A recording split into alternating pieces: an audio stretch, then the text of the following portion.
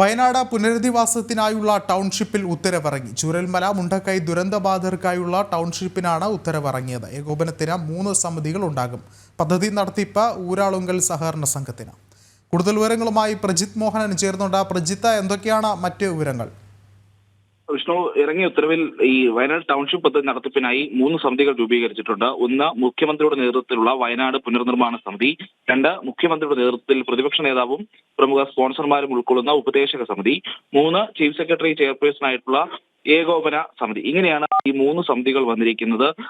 കിഫ്ബിയുടെ ഒരു പദ്ധതി നടത്തിപ്പ് ഏജൻസിയായ കിഫ്കോണിനെയാണ് ഈ പദ്ധതിയുടെ പൂർണ്ണ മേൽനോട്ട ചുമതലയും അല്ലെങ്കിൽ കൺസൾട്ടന്റുമായി ഒക്കെ ഏർപ്പെടുത്തിയിരിക്കുന്നത്.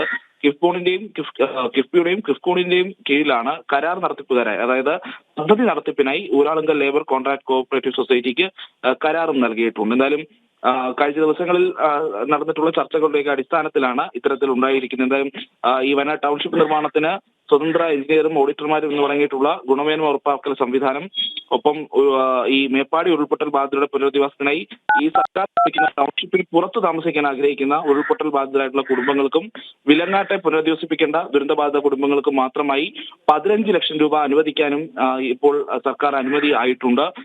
ടൗൺഷിപ്പ് നിർമ്മാണത്തിന് ഏറ്റെടുക്കുന്നത് അംഗീകാരം നൽകിയിട്ടുള്ള എസ്റ്റേറ്റുകളുടെയും ഭൂമിയിൽ ഗ്രൗണ്ട് സർവേ ഒക്കെ നടത്താനും അതിൽ ഉപയോഗയോഗ്യമായ ഭൂമി കണ്ടെത്തി നിലവിലുള്ള ഉത്തരവിൽ ഭേദഗതി വരുത്തുന്നതിനുമൊക്കെ ചീഫ് സെക്രട്ടറിക്ക് ചുമതല നൽകിയിട്ടുണ്ട്. ഈ ടൗൺഷിപ്പ് നിർമ്മാണത്തിനായി കിഫ്കോൺ സമർപ്പിക്കുന്ന പദ്ധതി നിർമ്മാണത്തിലെ ഓപ്ഷൻ 3 ആണ് അംഗീകരിച്ചത്. അതായത് കൽപ്പറ്റയിൽ 5 സെന്റ് പ്ലോട്ടുകൾ, എൽസ്റ്റോൺ എസ്റ്റേറ്റിലെ 467 വാസയോഗ്യമായ യൂണിറ്റുകളാണ് ഈ കൽപ്പറ്റയിലെ 5 സെന്റ് പ്ലോട്ടുകളിൽ വരുന്നത്.